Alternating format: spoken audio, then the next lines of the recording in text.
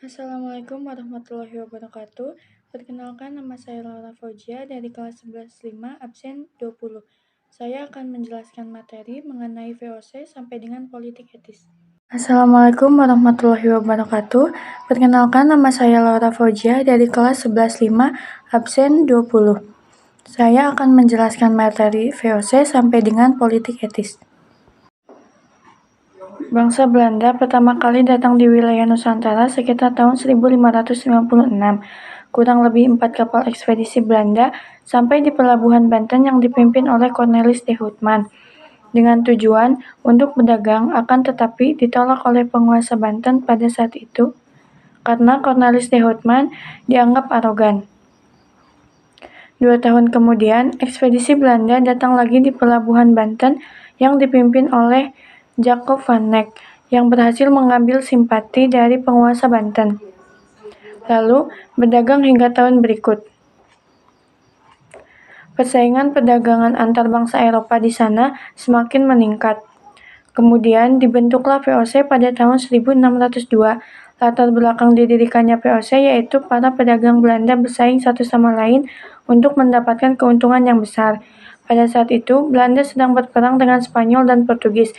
Tujuan dibentuknya VOC yaitu menghindari persaingan antar pedagang Belanda, mengatasi persaingan dengan pedagang Eropa lainnya, juga menguasai dan memonopoli perdagangan rempah. Yang awalnya VOC sebagai kongsi dagang, namun dalam perkembangannya VOC dijadikan wakil pemerintahan Belanda di Indonesia. Dengan begitu, VOC mendapatkan hak istimewa atau hak oktroy, yang berupa hak mencetak uang sendiri, hak memelihara angkatan perang, hak memerintah daerah yang diduduki, hak melakukan perjanjian dengan raja, hak monopoli perdagangan rempah. Peran VOC bukan hanya kongsi dagang, akan tetapi berperan dalam politik dan militer, hingga menciptakan angkatan laut yang berhasil merebut benteng pertahanan Portugis. Keberhasilan VOC tersebut menyebabkan Heren Jeventien kewalahan mengelola VOC, sehingga Dewan 17 itu menunjuk Pieter Both sebagai gubernur VOC pertama yang bertugas menata kelembagaan VOC. Dengan ketentuan tersebut, Heren Jeventien mempertanggungjawabkan kinerjanya kepada raja, dengan itu menyebabkan kepengurusan VOC lebih dekat dengan raja dibanding pemegang saham. VOC mengalami penurunan pendapatan dikarenakan besarnya pengeluaran pemerintah untuk membiayai perang. Karena itu, pengurus VOC menerapkan sistem feodalisme di Indonesia. Selain karena itu, pegawai VOC memiliki hobi hidup dengan gaya yang mewah dan mengedepankan kepentingan pribadi. Oleh karena itu, VOC disebut sebagai vergaan onder corruptie, artinya tenggelam karena korupsi. Akibat hal buruk tersebut, saham dan daerah kekuasaan VOC diambil oleh pemerintah Belanda. Pada tanggal 31 Desember 1799, VOC resmi dibubarkan. VOC resmi dibubarkan pada 31 Desember 1878. Tetapi kolonialisme dan imperialisme tetap berlanjut di Indonesia di bawah pemerintahan Republik Batak. Republik Batak dibentuk setelah invasi Prancis ke Belanda pada tahun 1795. Louis Napoleon memimpin Republik Batak dan Herman Willem Daendels diangkat sebagai Gubernur Jenderal Indonesia. Menerapkan kebijakan pertahanan, membangun jalan raya, dan mengubah struktur sosial dan ekonomi. Namun, kebijakan-kebijakan ini menyebabkan penderitaan dan kemiskinan bagi rakyat Indonesia. Perubahan politik dan pemerintahan pada masa Daendels mengubah administrasi, peradilan, dan pemerintahan kolonial, menjual tanah kepada swasta dan mengenakan pajak untuk memperbaiki keuangan Belanda. Pertahanan terhadap Inggris, meningkatkan pertahanan Jawa dari serangan Inggris dengan membangun pasukan, benteng, dan jalan raya. Namun upaya ini juga memunculkan kontroversi dan penderitaan bagi rakyat. Daendels digantikan oleh Jenderal Jan Willem Janssens yang tidak dapat menghentikan serangan Inggris. Batavia jatuh ke tangan Inggris pada tahun 1811 dan Belanda menyerahkan Jawa kepada Inggris melalui perjanjian Tuntang.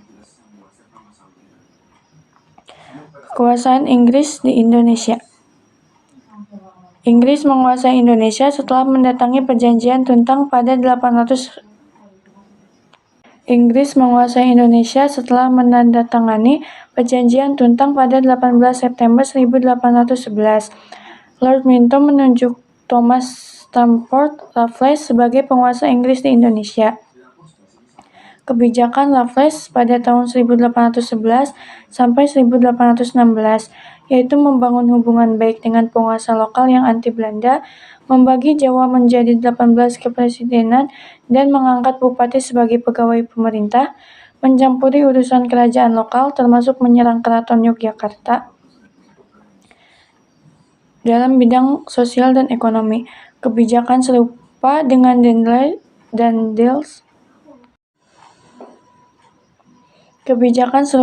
Dendels menghapus kerja rodi, penyerahan wajib, dan perbudakan, memboncengi garam, menjual tanah kepada swasta, dan mendukung penanaman kopi, menerapkan sewa tanah dengan harga tergantung pada kondisi tanah. Kendala dan dampaknya yaitu kesulitan mengubah budaya dan melepas kebijakan kolonial, masalah pengawasan peran bupati yang kuat, dan perbudakan masih ada. Meski gagal memberikan keuntungan bagi Inggris, meninggalkan dampak positif seperti buku sejarah, Kebun Raya Bogor, dan Rafflesia Arnoldi. Dalam pergantian kepemimpinan, Raffles digantikan oleh John Vendel pada tahun 1815. Jawa harus diserahkan kembali kepada Belanda pada tahun 1816. Masa pemerintahan kolonial Belanda di Indonesia yang berlangsung selama 2,5 abad. Tanam paksa. Awal kekuasaan kolonial Belanda 1816. Belanda mengalahkan Inggris di Tuntang Salatiga pada tahun 1816, memulai kekuasaan kolonial mereka di Indonesia. Sistem tanam paksa.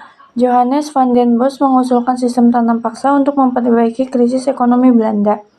Tanam paksa atau culture stelsel mengharuskan petani pribumi menanam tanaman ekspor seperti kopi, tembakau, tebu, dan nila.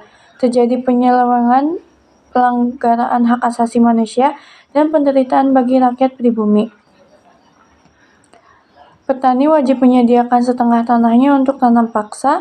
Tanah pertanian tanam paksa bebas dari pajak. Pekerjaan paksa di pabrik atau perkebunan milik pemerintah. Penguasa pribumi mendapatkan bonus berdasarkan hasil pertanian yang diserahkan. Kritik dan perlawanannya yaitu kritik terhadap sistem tanam paksa muncul dari kelompok liberal dan buku seperti Max Havelaar oleh Multatuli. Keuntungan Belanda meningkat, tetapi penderitaan rakyat pribumi tetap berlanjut. Pergantian sistem, kritik menyebabkan perubahan dan sistem tanam paksa dihapuskan secara bertahap, digantikan oleh sistem ekonomi liberal atau usaha swasta. Tetapi kerja paksa dan pajak tetap memberikan penderitaan. Kesimpulannya yaitu, kekuasaan Belanda Indonesia membawa keuntungan besar bagi Belanda, namun penderitaan rakyat pribumi terus berlanjut melalui berbagai sistem ekonomi termasuk tanam paksa dan usaha swasta.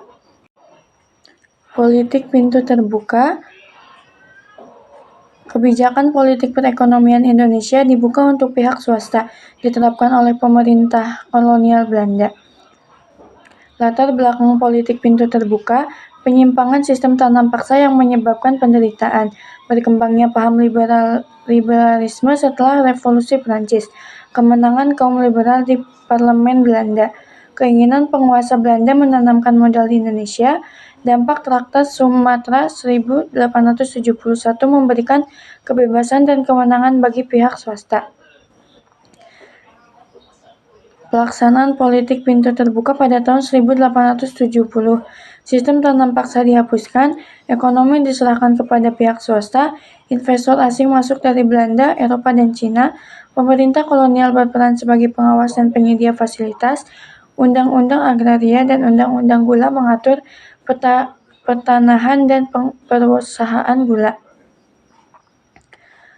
Perkebunan dan infrastruktur, berkembangnya perkebunan tembakau, tebu, kina, karet, kelapa, sawit, dan teh di berbagai wilayah.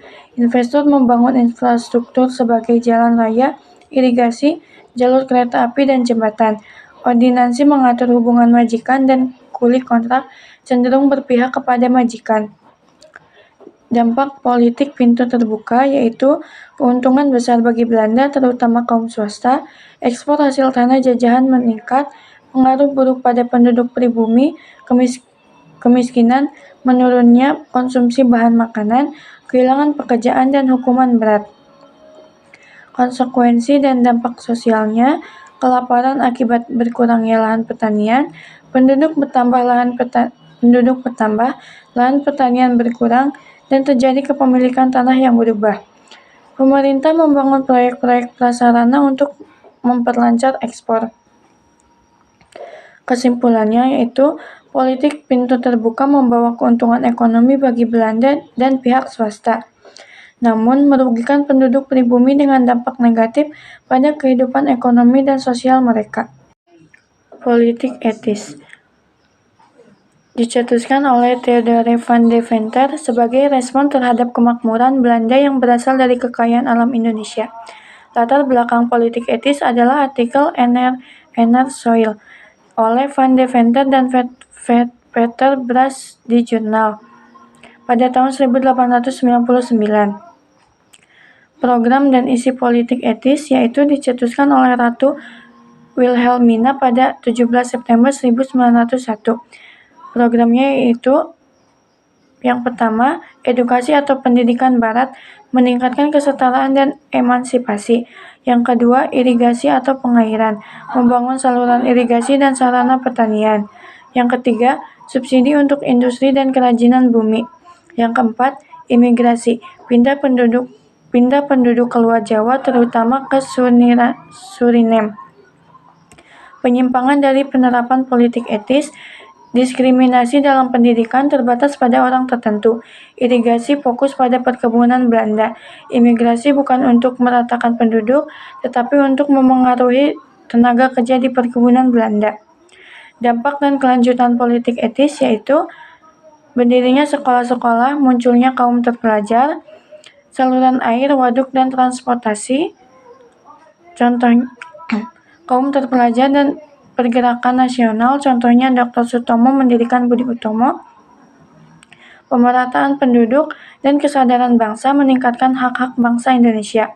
Kesimpulannya yaitu politik etis memberikan dampak positif seperti pembangunan infrastruktur dan peningkatan pendidikan, tetapi terdapat penyimpanan dan kritik terhadap implementasinya.